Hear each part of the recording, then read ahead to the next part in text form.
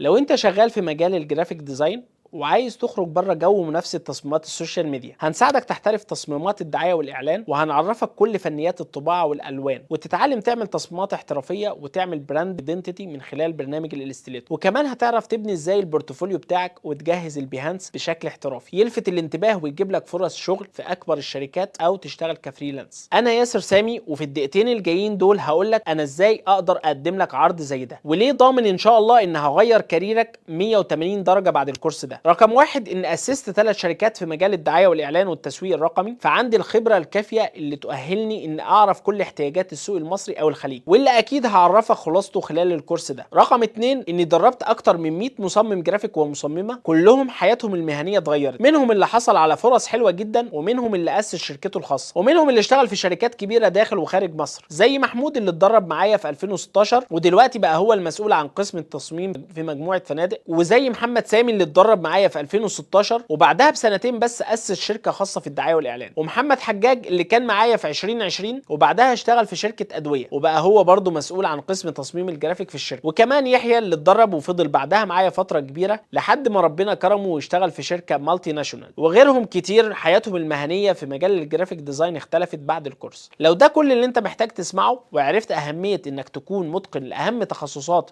وادوات المجال وشفت نتائج الناس، فكمان شويه هيظهر لك زرار تحت الفيديو ممكن تحجز منه مكالمه مع حد من التيم عشان تتكلم في امكانيه اننا نشتغل مع بعض. في المكالمه دي هنعرف منك شويه حاجات عن اللي انت وصلت له او اللي بتعرف تعمله في المجال، وعن المشاكل اللي بتواجهك عشان نحدد اذا كان الكورس ده مناسب بالنسبه لك وهيفيدك وينفع تشترك معانا، او للاسف مش ده الوقت المناسب وهنقول لك تعالى بعد كام شهر. بس المكالمه دي مش لاي حد، لازم يكون عندك معرفه بالادوات وخصوصا الانستليتور لان شغلنا كله هيكون عليه. ودلوقتي بقى لو عايز تعرف السر او ازاي فعلا مستواك هيختلف 180 درجه خلال شهرين بس، فالسر هنا بكل بساطه اننا مش بنديك كورس فوتوشوب تعرف فيه كام اداه بيقصوا ويلزقوا خلاص، لان ده انت ممكن تتعلمه من اليوتيوب ببلاش، ولكن احنا بنجهزك كديزاينر من كل الجوانب اللي محتاجها. فبدي لك خبره 12 سنه وطريقتي في الشغل اللي بدير بيها شركاتي وبقدر انفذ بيها شغل مع عملاء كبار، واللي ساعدت المتدربين معانا يبيعوا الشغل بالسعر اللي بيطلبوه وياخدوا البوزيشن المسؤول عن التصميم والدعايه في شركاتهم. معانا هتتعلم ازاي تاخد البريف الصح، وده اكيد سمعتها من ناس كتير بس برضه ما بتعرفش تطبقها، والشغل بيفضل رايح جاي بتعديلات من العميل، لان البريف مش بس الوان ونماذج العميل بيوريها لك، دي هويه شركه وهدفها والعملاء اللي عاوزين يوصلوا ليهم والنتيجه اللي عايزين يحققوها، وتعرف تفاصيل عن الصناعه لان الالوان والخطوط اللي هتستخدمها في مجال التعليم مش هي اللي هتستخدمها للمطعم مثلا او شركه عقارات. بعد كده هنعرف مراحل ما بعد البريف وازاي بنخطط ونجهز وننفذ الشغل عشان يتسلم للعميل بشكل احترافي، فهنعرف ازاي تبحث صح، ودي واحده من اهم المهارات اللي هتختصر عليك وقت كبير جدا في الشغل، وايه الادوات والمواقع اللي ممكن اعمل منها تغذيه بصريه واجمع منها ريفرنسز كتير للمشاريع واعرضها على العميل عشان اكون متاكد اني ماشي في الاتجاه الصح والدايركشن اللي هو عايزه قبل ما ابدا اشتغل اصلا. وبعد كده اعمل نوت بورد وسكتش واعرضه برده على العميل واشوف لو عنده تعليقات وده الستايل والطريقه اللي هو عايزها ولا لا، وبعد كده اقدر انفذ اول فيرجن من التصميم. وطبعا كل الكلام ده مليان تريكات وتفاصيل وخطوات نتعلمها ونطبقها مع بعض. تاني حاجه بنتعلمها هي اساسيات الطباعه والفرق بينها وبين شغل الديجيتال، وده لان اي شركه كبيره اكيد هتكون محتاجه مصمم قادر يشتغل اوت دور وان دور بكل احترافيه من غير اي خطا، لان اي خطا في التصميم مهما كان بسيط ممكن يكلف الشركه كتير جدا. يعني مثلا احد المتدربين معايا عمل ديزاين باكجينج لعبوه، ومن ضمن الاساسيات انه المفروض الاكسباير ديت يتحط في نفس اللاير اللي هيطبع، لكن هو حط تاريخ الانتاج والصلاحيه على لاير تاني اللي هو اصلا لاير الداي كات، فبعد ما العلبه اتطبعت ما لقيناش عليها لا تاريخ انتاج ولا تاريخ صلاحيه، فده عمل مشكله كبيره لاننا كنا طابعين 10000 علبه. وعشان تتجنب المشاكل والاخطاء الكارثيه دي انت محتاج تعرف اساسيات شغل الطباعه، وده بالظبط اللي هنعرفه في الكورس، وكمان ازاي تستخدم التطبيق المناسب لكل بروجكت سواء فوتوشوب او الستريتور او ان ديزاين. كمان ثالث حاجه هنتعلمها مع بعض هي مبادئ الالوان وطرق فصل الالوان والتريكات والاسرار اللي تخلي الشغل شكله احترافي مع اهم مبادئ ونظريات الجرافيك. رابع حاجه بتتعلمها هي انك بتعرف ازاي تبيع نفسك وتعلي من الفاليو بتاعتك في السوق، بدل ما تاخد اكس تاخد 2 و3، وده عن طريق اننا هنعرف مع بعض ازاي تعمل بورتفوليو